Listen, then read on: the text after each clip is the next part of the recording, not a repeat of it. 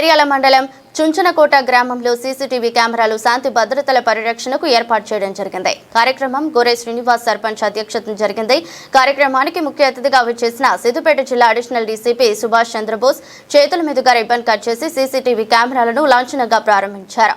చుంచనకోట పరిధిలో ప్రజల భద్రతను మరింత మెరుగుపరిచేందుకు నూతనంగా ఏర్పాటు చేసిన నేరాల నియంత్రణ సీసీ కెమెరాల ఏర్పాటు వల్ల నేరాలు గణనీయంగా తగ్గుతాయని, ప్రతి ఒక్కరూ సురక్షితంగా ఉన్నామనే భావన కలుగుతోందని వక్తలు తెలిపారు.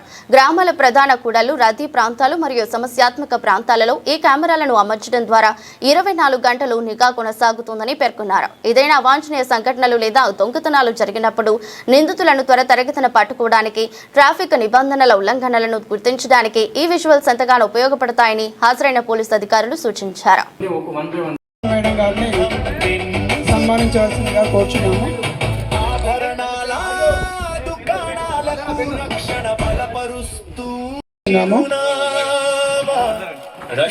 అదేవిధంగా అపూర్వ మేడం గారికి కార్యదర్శి గారు సన్మానం చేయాలని కోరుకుంటున్నాము.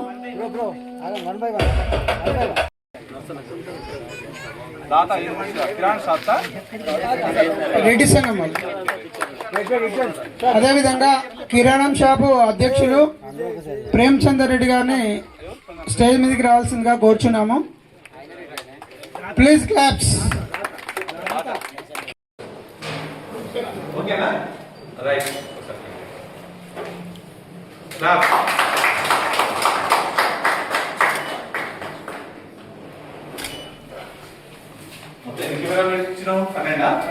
ఒకసారి టెక్నీషియన్ ఒకసారి ఎక్స్ప్లెయిన్.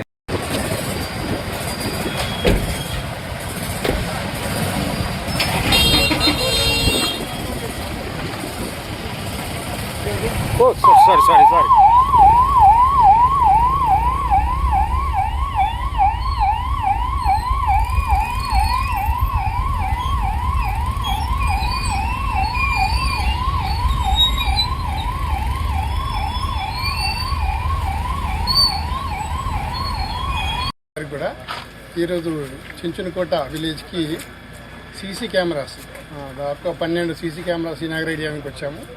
ఇది మా సిపి గారు రష్మి పెరుమల గారు, పెరుమల ఐపీఎస్ గారు జనవరి నుంచి వచ్చినప్పటి నుంచి కూడా దాదాపుగా 5వ ఫేజ్ ఈరోజు దాదాపుగా 314 సీసీ కెమెరాలు ఈరోజు ప్రతి సిద్దిపేట మొత్తాన్ని కూడా కవర్ చేస్తున్నారనేది మంచి ఒక ఫెసిలిటీగా విలేజ్ మొత్తాన్ని కూడా కవర్ అయ్యేటట్లు, ప్రతి ఒక్క నేరాన్ని అరికట్టడానికి కానీ నేరాన్ని ఏదైనా జరిగితే కూడా మనం రికార్డ్ చేయడానికి, తీసుకోవడానికి, ఎవిడెన్స్ ఇవ్వడానికి వస్తుందని చెప్పడం జరుగుతుంది అందరు కూడా.